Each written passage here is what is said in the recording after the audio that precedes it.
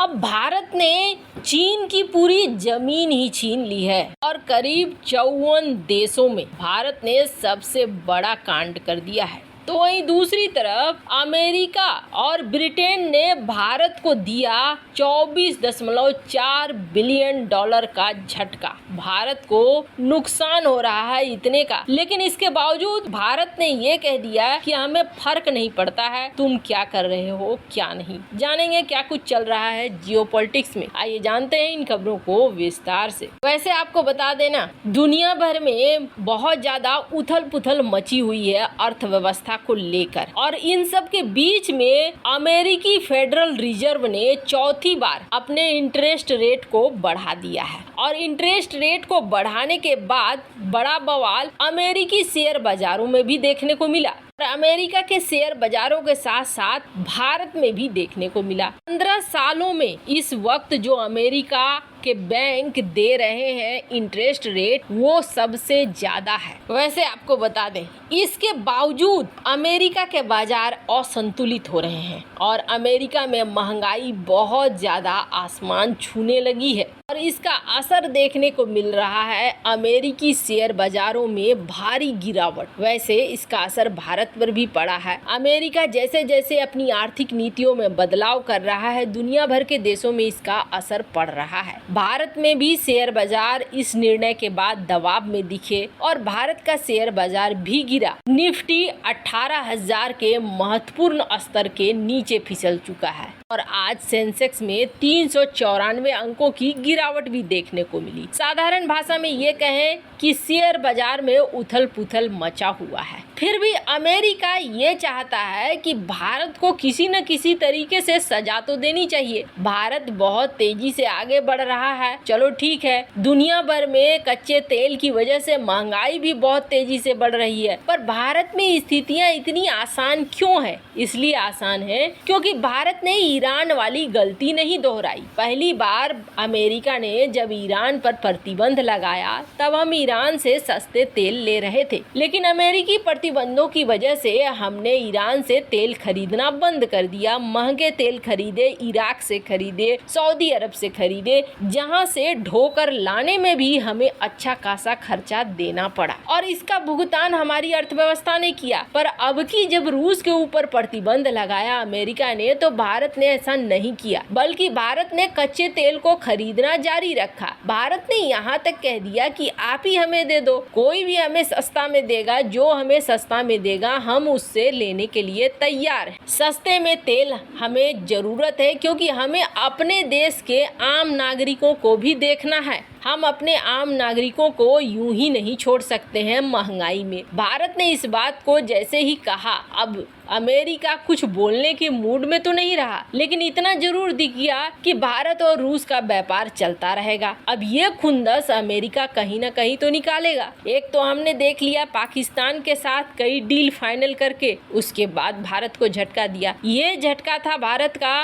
रणनीतिक तौर पर, तो वहीं अब दूसरा झटका अमेरिका ने दिया। दरअसल हमने हाल फिलहाल में आपसे बात की थी और कहा था कि ग्लोबल बॉन्ड इंडेक्स से रूस को बाहर कर दिया गया है और रूस को बाहर करने के बाद बड़े जोरों की चर्चा है कि भारत को ग्लोबल बॉन्ड इंडेक्स में शामिल किया जाएगा और इससे भारत को करीब करीब 30 बिलियन डॉलर का फायदा होगा। रूस का निकलना भारत के लिए फायदेमंद हो जाएगा। सब कुछ अच्छा ही चल रहा था और ऐसा माना जा रहा था कि भारत बहुत जल्द इस ग्लोबल इंडेक्स में शामिल हो जाएगा। अब रसिया के निकलने के बाद एक जगह खाली हुई थी। वैसे आपको बता दें, ग्लोबल बॉन्ड इंडेक्स में Brazil, Chile, China, Colombia, Hungary, Indonesia, Malaysia, Mexico, Nigeria, Peru, Philippines, Poland, Romania, Russia, South Africa, Thailand और तुर्की थे, जिसमें से रूस अब निकल चुका है। भारत के लिए एक अपॉर्चुनिटी बनी और कहीं न कहीं भारत इसके लिए तैयार भी था, लेकिन भारत ने इस मामले में पहले अपने कदम नहीं बढ़ाए और ये भारत के लिए बहुत सही रहा।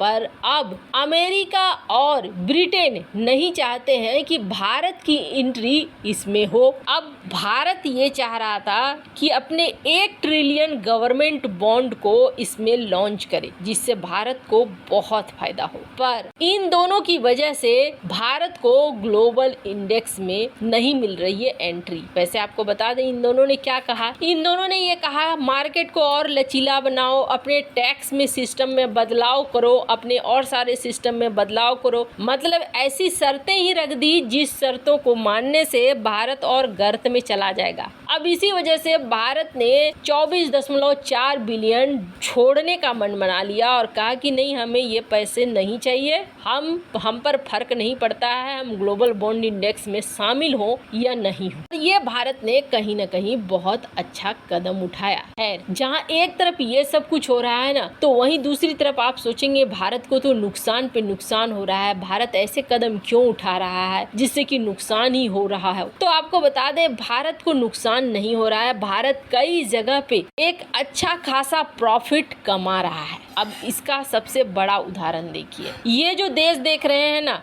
ये है अफ्रीका के देश, करीब 54 देश हैं। इन 54 देशों में आप समझ लीजिए कि एक ऐसा खजाना है जिस खजाने को अब तक चीन कब्जे में ले चुका था। चीन कैसे कब्जे में लेता था? चीन ने सबसे पहले यहाँ एंट्री मारी और यहाँ एंट्री मारने के बाद चीन ने ये कहा कि आप हमसे व्यापार करो, हम आपके इंफ्रास्ट्रक्चर बहुत अच्छे कर देंगे, हम आपको हथियार देंगे। और ऐसा होने भी लगा। अब ऐसे में चीन को कमाई होने लगी, पर गरीब देश थे, एक तो इनके जमीन पर कब्जा हो गया, इनके खदानों पर कब्जा हो गया, खनिज पदार्थों पर कब्जा हो गया, चीन यहाँ से माल कमाने लगा। चीन की बढ़त में ये देश बहुत ज्यादा फायदेमंद साबित हुए, लेकिन चीन ने चोरी करते करते इतनी चोरी करनी शुरू कर दी कि वहाँ के लोग परेशान होने लगे। वो एक ऑप्शन ढूंढने लगे। ऑप्शन ढूंढने के क्रम में अब उन्हें सबसे बड़ा ऑप्शन मिल गया भारत, क्योंकि यहाँ भारत ने फिर एंट्री मारी।